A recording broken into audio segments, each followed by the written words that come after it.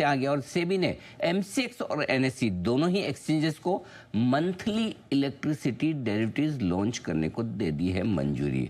अब ये derivative contract किस तरह के हैं, किसको कितना फ़ायदा होगा और किस तरह के वॉल्यूम्स हो सकते हैं, इसका क्या है पूरा मतलब, जानते हैं। आशीष हमारे साथ है तैयार बताने के लिए। आशीष बताइए। सर, इक्विटी और कमोडिटीज की तरह अब लग रहा है कि जल्द हम इलेक्ट्रिसिटी के जो कॉन्ट्रैक्ट्स हैं इनकी भी ट्रेडिंग कर पाएंगे, इनके भी अपडेट्स आपके साथ शेयर कर पाएंगे, क्योंकि 9 जून को एमसीएक्स को मंथली कॉन्ट्रैक्ट्स शामिल करने के लिए मंजूरी मिल गई थी सेबी से, और अब कल अगर आप देखें तो एनईसी को भी अप्रूवल मिल गया। तो दोनों एक्सचेंजेस जो है पूरी तरीके से तैयार है।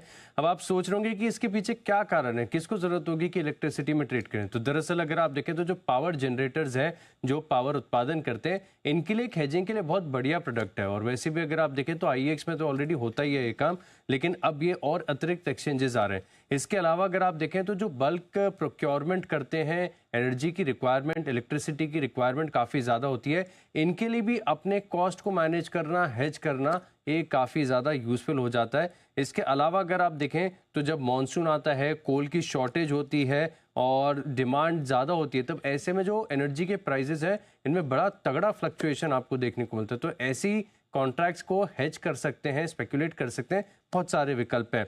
इसके अलावा अगर आप देखें तो भारत भी एनर्जी ट्रांजिशन में एक बहुत बड़ी लीप ले रहा है, बड़ी जंप ले रहा है। अब 2030 तक अभी फिलहाल जो देखें तो मेजरली हमारी एनर्जी बनती है वो थर्मल से बनती है, लेकिन 2030 तक 50% कैपेसिटी हमारी रिन्यूएबल से हो जाएगी। तो ऐसे में भी काफ़ी फ़ायदा यहाँ पर देखने को मिल सकता है। तो फिलहाल के लिए जो ट्रेडिंग वॉल्यूम्स है माना जा रहा है कि काफ़ी ज़्यादा बढ़ती हुई नजर आएंगी। आईएक्स के बाद अब एमसीएक्स और एनएसई भी ये जो डेरिवेटिव कॉन्ट्रैक्ट्स हैं इलेक्ट्रिसिटी वाले, ये लॉन्च करते हुए नजर आएंगे। ओके, तो ये है आपके लिए। लेकिन लॉन्च दोनों पे होंगे, एनएसई और एमसीएक्स पे।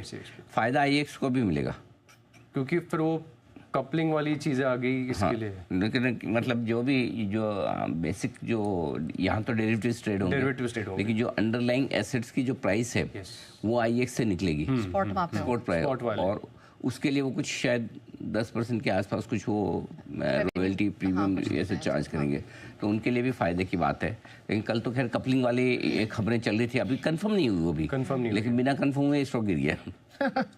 गिरने के लिए बहाना चाहिए। लेकिन अगर ये तो खैर कंफर्म खबर है कि जाहिर सी बात है एमसीएक्स और एनएसई दोनों ही स्पॉट इलेक्ट्रिसिटी प्राइसेस के लिए आईएक्स पर निर्भर करेंगे, और आईएक्स वो प्राइसेस देने के लिए उनसे अपनी एक फीस रॉयल्टी चार्ज भी करेगा। ये आपके लिए बड़ी खबर इस वक्त आती दिख रही है। तो